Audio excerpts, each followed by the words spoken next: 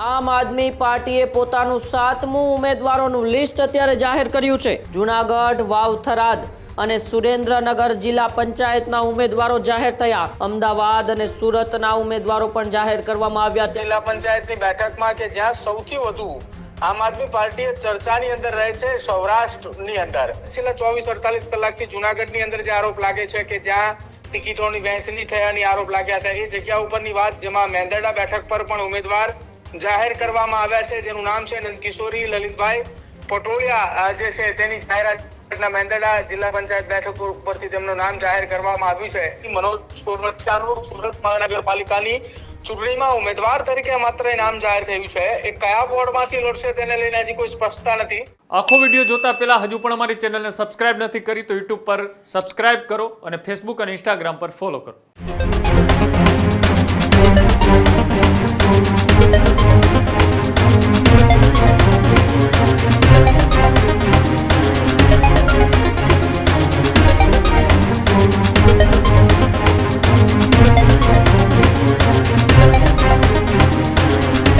સ્થાનિક સ્વરાજ્યની ચૂંટણીને લઈને આમ આદમી પાર્ટીએ પોતાનું 7મું ઉમેદવારોનું લિસ્ટ અત્યારે જાહેર કર્યું છે। અત્યાર સુધીમાં આમ આદમી પાર્ટીએ ગુજરાતની અંદર 7,000 ઉમેદવારો જાહેર કર્યા છે। જિલ્લા પંચાયત અને તાલુકા પંચાયતના ઉમેદવારોનું 7મું લિસ્ટ આમ આદમી પાર્ટી દ્વારા જાહેર કરવામાં આવ્યું। નગરપાલિકા અને મહાનગરપાલિકાના ઉમેદવારોનું 7મું લિસ્ટ જાહેર થયું।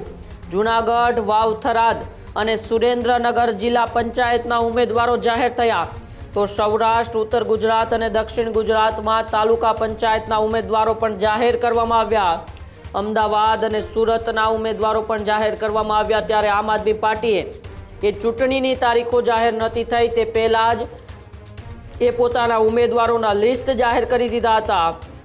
સૌ પ્રથમ એ 450 ઉમેદવારોનું લિસ્ટ, ત્યારબાદ 2500 ઉમેદવારોનું એક સાથે લિસ્ટ જાહેર કર્યું। તેમાં અલગ અલગ 6 જેટલી યાદીઓ જાહેર કરી ચૂકી હતી અને હવે 7મી યાદી પણ આમ આદમી પાર્ટી અત્યારે પોતાની જાહેર કરી દીધી છે। આમ કુલ 7,000 જેટલા ઉમેદવારો આમ આદમી પાર્ટીના જાહેર થઈ ગયા છે। નગરપાલિકા, મહાનગરપાલિકા, જિલ્લા પંચાયત અને તાલુકા પંચાયતના ઉમેદવારો આમ આદમી પાર્ટી દ્વારા જાહેર કરી દેવામાં આવ્યા છે। ખાસ કરીને સૌરાષ્ટ્ર, ઉત્તર ગુજરાત અને દક્ષિણ ગુજરાતમાં પણ એ ખાસ ધ્યાન આમ આદમી પાર્ટી દ્વારા આપવામાં આવી રહ્યું છે। ત્યારે સુરતની અંદર પણ આ ખાસ ધ્યાન આપવામાં આવી રહ્યું છે। ત્યારે અત્યારે આમ આદમી પાર્ટી દ્વારા જે આ 7મું લિસ્ટ જાહેર કર્યું છે એમાં ઉમેદવારોના નામ સામે આવ્યા છે, જેમાં સૌરાષ્ટ્ર અને દક્ષિણ ગુજરાતને મહત્વનું સ્થાન આપવામાં આવ્યું છે। ત્યારે વધુ માહિતી માટે ફોન લાઈન પર મારી સાથે મારા સહયોગી પ્રદીપ જોડાયેલા છે। પ્રદીપ, આમ આદમી પાર્ટીએ અત્યાર સુધી 7,000 જેટલા ઉમેદવારો જાહેર કરી ચૂક્યા છે અને ફરી એક વખત આ યાદીની અંદર સૌરાષ્ટ્ર અને સાથે સાથે દક્ષિણ ગુજરાતને પ્રાધાન્ય આપવામાં આવ્યું છે। બિલકુલ ઉમંગ, આમ આદમી પાર્ટી દ્વારા અત્યાર સુધી વાત કરવામાં આવે તો 7 યાદી જે છે તે બહાર પાડી દેવામાં આવી છે। 7 યાદીની અંદર સૌથી વધુ સૌરાષ્ટ્ર અને દક્ષિણ ગુજરાત ઉપર ભાર મૂકવામાં આવ્યો છે કે જ્યાં આ તમામ યાદીની અંદર જિલ્લા પંચાયત હોય, મહાનગરપાલિકા હોય, નગરપાલિકા હોય, તાલુકા પંચાયતો તમામની યાદીઓ જાહેર કરવામાં આવી છે। હવે જ્યારે 7મી યાદી જાહેર કરી દેવામાં આવી છે, આ યાદીમાં અમદાવાદ મહાનગરપાલિકા, ગાંધીધામ મહાનગરપાલિકા કે જે નવી બની છે, મહેસાણા, નવસારી મહાનગરપાલિકા જે નવી બની છે, રાજકોટ, સુરત, વડોદરા, વાપી મહાનગરપાલિકા કે જે નવી બની છે, આ તમામ જગ્યા ઉપર ઉમેદવારો જાહેર કર્યા છે। સાથે જ જો વાત કરવામાં આવે નગરપાલિકાઓની અંદર તો બાબરા, બેચરાજી છે, ભુજ, ભરૂચ, બોડેલી, દહેગામ, દાહોદ, માંડવી, નખત્રાણા સહિત વેરાવળ, પાટણ નગરપાલિકાના ઉમેદવારો જાહેર કરવામાં આવ્યા છે। આ તમામની વચ્ચે મહત્વપૂર્ણ વાત એ છે જિલ્લા પંચાયતની બેઠકમાં કે જ્યાં સૌથી વધુ આમ આદમી પાર્ટી ચર્ચાની અંદર રહે છે સૌરાષ્ટ્રની અંદર, જ્યાં સૌરાષ્ટ્રમાં સુરેન્દ્રનગરની વાત છે, ત્યારબાદ રાજકોટ, પોરબંદર, સાથે જ જૂનાગઢ અને ગીર સોમનાથની અંદર પણ ઉમેદવારોની જાહેરાત કરી છે।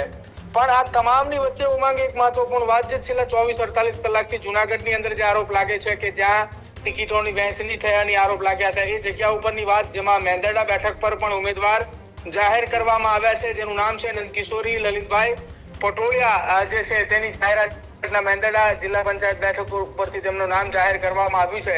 એટલે આ જે 7મી યાદી જાહેર કરવામાં આવી છે જેનો ચર્ચાનો વિષય એટલા માટે જ હતો કે સતત આરોપોની વચ્ચે આમ આદમી પાર્ટીએ યાદી પણ જાહેર કરી દીધી છે. તાલુકા પંચાયતની વાત કરવામાં આવે તો જેમાં વાવ થરાદની અંદર બાબર તાલુકો હોય, ધરણીધર, સુઈગામ છે, થરાદ તાલુકા તમામની અંદર યાદીઓ જાહેર કરી દેવામાં આવી છે. ભાવનગરની અંદર ઉમરાળાની અંદર ઉમેદવારી જાહેર કરી છે. બોટાદમાં બરવાળા છે, બોટાદ, ગઢડા, રાણપુરની અંદર ઉમેદવારી યાદી જાહેર કરી છે. દેવભૂમિ દ્વારકાની અંદર કલ્યાણપુર તાલુકો, કોડીનાર તાલુકો, ત્યાં પણ ઉમેદવારી જાહેર કરી છે. આ સાથે જ ઉત્તર ગુજરાતની અંદર પણ ઉમેદવારીઓની યાદી જાહેર કરી દેવામાં આવી છે. સૌથી વધારે ચર્ચાની અંદર રહેતા સુરેન્દ્રનગર અને જુનાગઢની અંદર પણ એક બાદ એક યાદીઓ જાહેર કરી દીધી છે. પ્રદીપ, જે પ્રકારે ગઈકાલે જાહેરાત થઈ કે મનોજ સોરઠિયા જેવો આમ આદમી પાર્ટીના પ્રદેશ મહામંત્રી છે સુરતથી ચૂંટણી લડશે, અત્યારે પણ સુરતની યાદી બહાર આવી છે. મનોજ સોરઠિયાનું કોઈ નામ કે કોઈ વોર્ડની અંદર સ્પષ્ટતા થઈ છે કે આ વોર્ડમાંથી કે આ જગ્યાએથી મનોજ સોરઠિયા ચૂંટણી લડશે? હાલ આમ આદમી પાર્ટીના પ્રદેશ સંગઠન મહામંત્રી મનોજ સોરઠિયાનું સુરત મહાનગરપાલિકાની ચૂંટણીમાં ઉમેદવાર તરીકે માત્ર નામ જાહેર થયું છે. એ કયા વોર્ડમાંથી લડશે તેને લઈને હજી કોઈ સ્પષ્ટતા નથી, પણ એક વાત શક્યતા એવી લાગી રહી છે કે વોર્ડ નંબર 15 અને 16 બેમાંથી એક સોરઠિયાએ ચૂંટણી છઠ્ઠાઓ વ્યક્ત કરવા આમ આદમી પાર્ટીના પ્રદેશ પ્રમુખ ઈશુદાન ગઢવીએ પણ તેમના નામની જાહેરાત કરી દીધી છે. મનોજ સોરઠિયાએ પણ સોશિયલ મીડિયાના માધ્યમથી લાઈવ થઈ અને તેમની પોતાની વાત અને પક્ષનો આભાર પણ તેમને માન્યો કે તેમને આ લડવા માટેનો તક આપવામાં આવી છે. બીજી તરફ આમ આદમી પાર્ટી સુરતની અંદર હવે એક બાદ એક વખત દાવો કરી રહી છે કે હવે સુરતની અંદર આમ આદમી પાર્ટીનો મેયર બને છે. તો આમ આદમી પાર્ટીના સૂત્રો એવું પણ કહી રહ્યા છે કે મનોજ સોરઠિયા એટલા જ માટે ચૂંટણી મેદાનની અંદર ઉતરવામાં આવ્યા છે કે મનોજ સોરઠિયા આ ચૂંટણીની અંદર આમ આદમી પાર્ટીનો ચહેરો સુરતની અંદર હશે. જી બિલકુલ, આભાર અમારી સાથે જોડાવા બદલ અને માહિતી આપવા બદલ. તો જે પ્રકારે અત્યારે આમ આદમી પાર્ટીએ પોતાનું એ 7મું લિસ્ટ ઉમેદવારોનું જાહેર કર્યું છે અને 7મા લિસ્ટની અંદર એ જે અલગ અલગ પ્રકારની જિલ્લા પંચાયતો છે, મહાનગરપાલિકાઓ છે, નગરપાલિકાઓ છે, તેમને પણ ઉમેદવારો એ મળ્યા છે. ત્યારે જોવાનું રહેશે કે હવે જે બાકીના ઉમેદવારો છે તેમનું આમ આદમી પાર્ટી ક્યારે જાહેરાત કરે છે. આ જ પ્રકારની તમામ અપડેટ જોવા માટે ન્યૂઝરૂમ ગુજરાતને લાઇક, શેર અને સબસ્ક્રાઇબ કરવાનું ભૂલતા નહીં.